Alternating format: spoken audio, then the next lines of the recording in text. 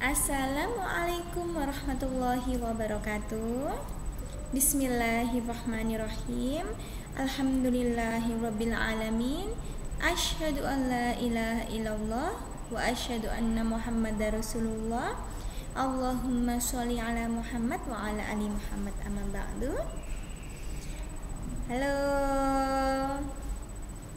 Piye kabare kabeh? Pripun kabare?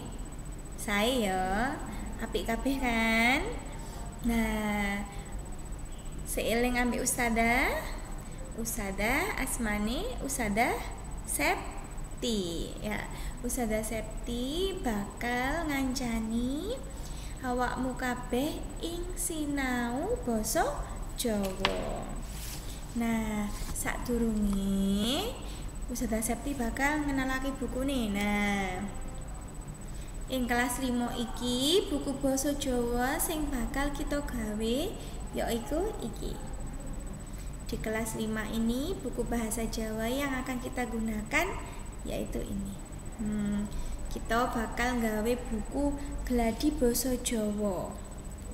Nah, sampun siap kabeh? Sampun siap sinau kalih Ustadzah Septi?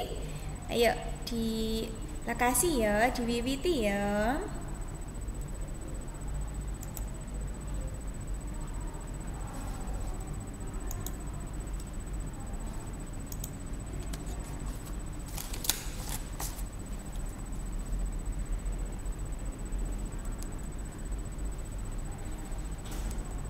Nah, ing dina iki kita bakal sinau basa Jawa tema setunggal, tema siji, wulangan siji.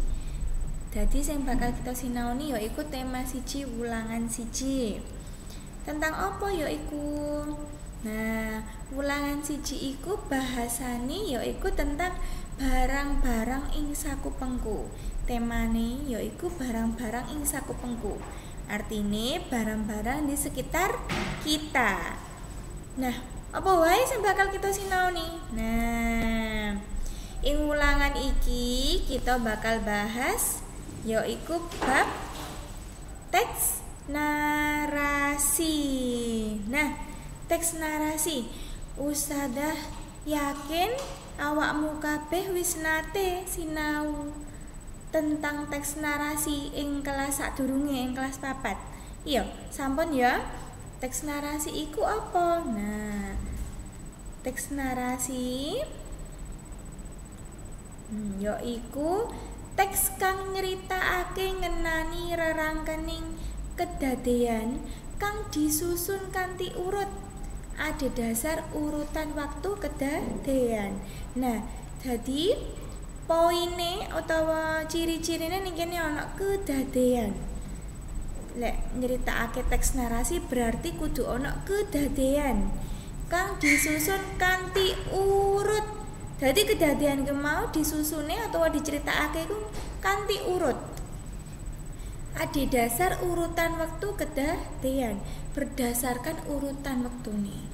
Jadi ciri-ciri narasi iku yaiku sing pertama sing diceritakake iku tentang kedadean utawa kejadian.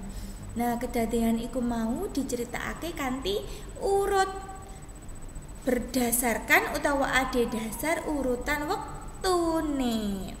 Nah, iku ceritane apa pangertene jenenge teks narasi. Ustadzah yakin awakmu kabeh ing pelajaran bahasa Indonesia uga wis nate sinau bab teks narasi. Ya toh? Semuanya di pelajaran bahasa Indonesia juga sudah pernah belajar teks narasi kan? Sama, intine podo, cuma bedane awake dhewe utawa kita sinau nggawe basa Jawa. Jadi Ustadzah ulangi maneh, ing teks narasi sing diceritakake yaiku kedadean sing diceritakake nganti urut berdasarkan urutan waktu. Nah, saiki mlebu nang titikane utawa ciri-cirine teks narasi. Apa wae ciri-cirine? Sing kapisan yaiku sing nomor setunggal yaiku ana kedadean. Njeritakake sawijining kedadean yang diceritakan sebuah kejadian.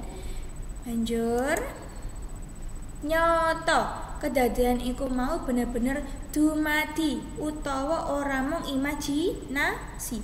Jadi lek gawe teks narasi iku kedadean sing diceritakake ya kudu bener-bener kedadean terjadi.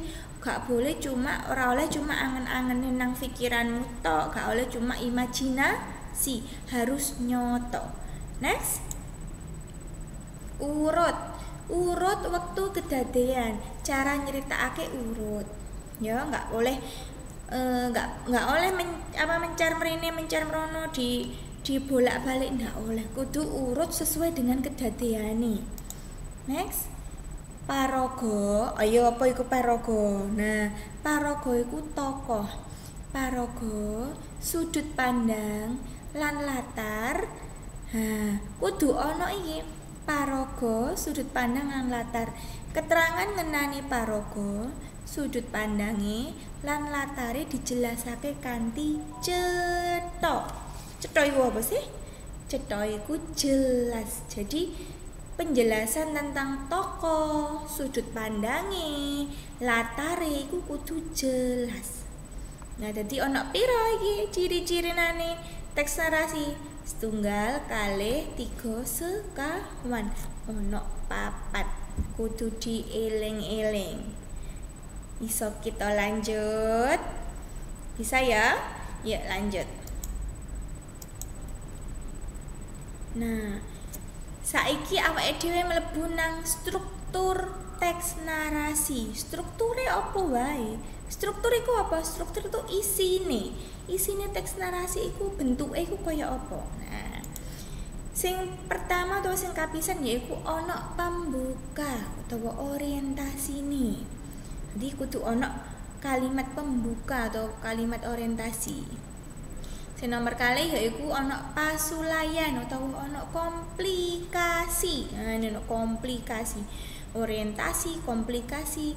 Sing nomor 3 yaiku ana pangudara prakara utawa resolusi. Jadi kudu ana resolusine. Sing terakhir nomor sekawan yaiku koda. Jadi struktur teks narasi ana sekawan ya ana 4. Pambuka utawa orientasi, pasulayan utawa komplikasi, pangudara prakara utawa resolusi, sing kepapat koda. Apa wae ya iki pengertine? Nah, yang pertama pambuka utawa orientasi. Pembukaan, orientasi. Yaiku ngenalake paraga. Mau apa paraga ayo? Paraga mau tokoh. Yaiku ngenalake paraga utawa tokoh lan latar. Nah, latar iki ana loro, latar wektu lan latar panggonan. Latar waktu dan latar tempat. Nah, dadi nang bagian pambuka iki mau kudu jelas paragane sapa, latar wektune kapan, latar panggonane ing ngendi. Jadi harus jelas paraga dan latar waktu dan tempatnya harus jelas, kudu cetha utawa jelas. Sing nomor kalih yaiku pasulayan utawa komplikasi. Nah, apa iku komplikasi? Bayangno wong lek sing sakit, orang sakit komplikasi berarti dia punya masalah di tubuhnya. Podo. Pasulayan utawa komplikasi yaiku perkara utawa masalah. Nah, masalah kang diadepi dening paraga utawa tokoh. Jadi ing pasulayan iki mau muncul masalahnya sing diadepi oleh paragane mau. Sing nomor 3 yaiku pangudara perkara utawa resolusi. Resolusi iku penyelesaiane, yaiku cara kang digunakake dening paraga utawa tokoh kanggo mungkasi prakarane. Jadi resolusi utawa pangudara prakara iki cara yang digunakan tokohnya tadi untuk menyelesaikan masalah yang dia hadapi. Itu namanya resolusi. Sing terakhir yaiku koda. Koda iku apa? Yaiku owa-owahan sifat tindak tanduk utawa tingkah laku kang dumadi marang paraga lan patuladan apa kang bisa ditiru saka crita. Koda iki lek ning bahasa Indonesia padha kaya amanat. Jadi pesan moral apa? Pesan morale apa sing bisa kita ambil? Sing bisa kita petik saka cerita iku mau. Patuladan iku apa sih? Patuladan iku contoh. Contoh sikap apa sing iso kita petik saka cerita iku mau. Nah, jadi awake dhewe mau sinau sing pertama titikane teks narasi ana 4. Strukture teks narasi uga ana 4. Kudu dieling-eling.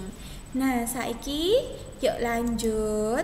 Nah, awake dhewe saiki mlebu nang tuladane teks narasi. Tulodo iku contoh. Contone teks narasi. Nah, iki contone pembukaan nih, orientasi nih kayak ngene iki. Yuk diwaca bareng-bareng karo Ustazah ya. 1, 2, 3. Dina Jumat sore, Heri tuku buku cerita ing toko buku. Buku enggal dilebokake tas terus digawa mulih. Bubar magrib, buku cerita diwaca nganti entuk sak tengahe.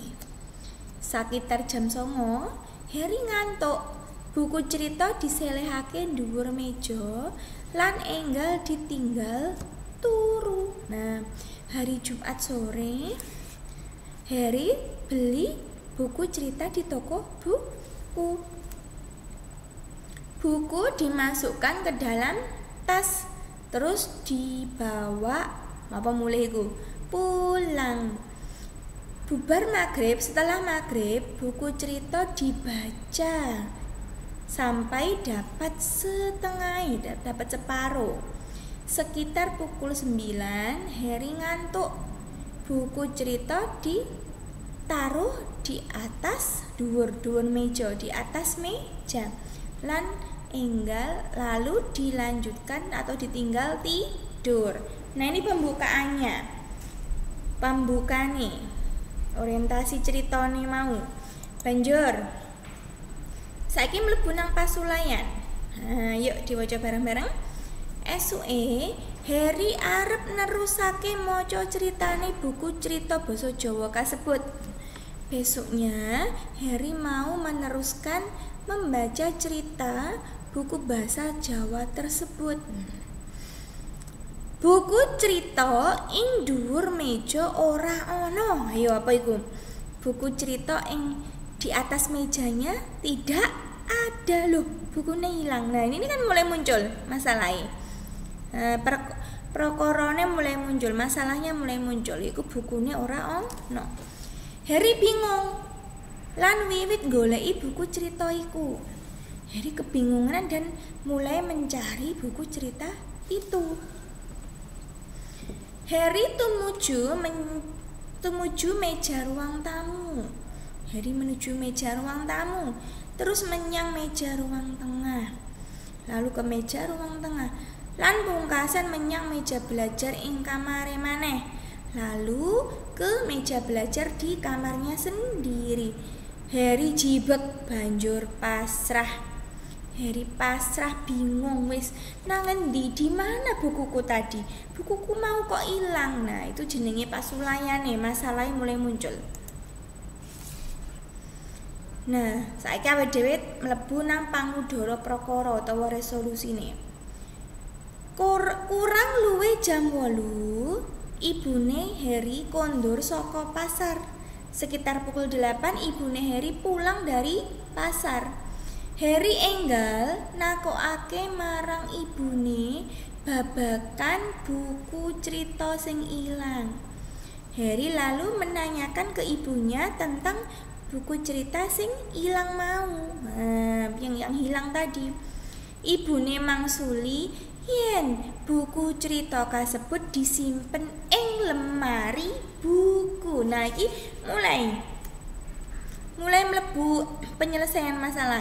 Ternyata bukunya ora ilang, nanging disimpen ibune ning lemari buku. Nah, itu jenenge resolusi. Mulai ada penyelesaian masalah. Banjur senomor sekawan yaiku koda. Iki lanjutane. Ibune kuwatir yen si buku dijupuk adine sing nembe umur 3 tahun lan banjur dicoret-coret koyok pengalaman sing wis. Ibune kuwatir kalau buku itu diambil sama adiknya yang umurnya berapa adiknya ini? 3 tahun, 3 tahun. Lalu dicoret-coret seperti buku-buku yang sudah. Jadi itu amanate apa? Kalau menempatkan barang jangan sembarangan, ben gak diambil adike, ben gak dicoret-coret. Nah, aku mau tuladane teks narasi. Sampun jelas ya? Nah, alhamdulillah lek sampun jelas. Saiki tugasmu saka Ustazah Serti ana buku paket halaman 6, kaca 6. Nah, kaca 6. Gladi kompetensi telu mangsuli pitakon. Nah, iki sebagian iki ya. Nah, sadurunge nggarap sing pertanyaan iki utawa pitakon iki, awakmu kabeh kudu maca bacaan teks narasi sing ning halaman gangsal, kaca gangsal. Ning halaman iki. Judule ayo dolanan layangan. Iki kudu diwaca dhisik, banjur lanjut nggarap sing halaman 6 iku mau. Nomor 1 sampai gangsal. Nah, mengko hasilnya ngerjakno iki mau difoto, banjur dikirim menyang Google Form. Engko untuk linke, kanggo linke Ustazah bakal ngirimake. Ya, jadi kudu digarap, difoto, banjur dikirim menyang Google Form. Nah, alhamdulillahirabbil alamin, awake dhewe wis rampung sinau ulangan 1. Ustazah pesen tetep sinau ing omah kudu semangat ya. Ustazah akhiri, wassalamualaikum warahmatullahi wabarakatuh.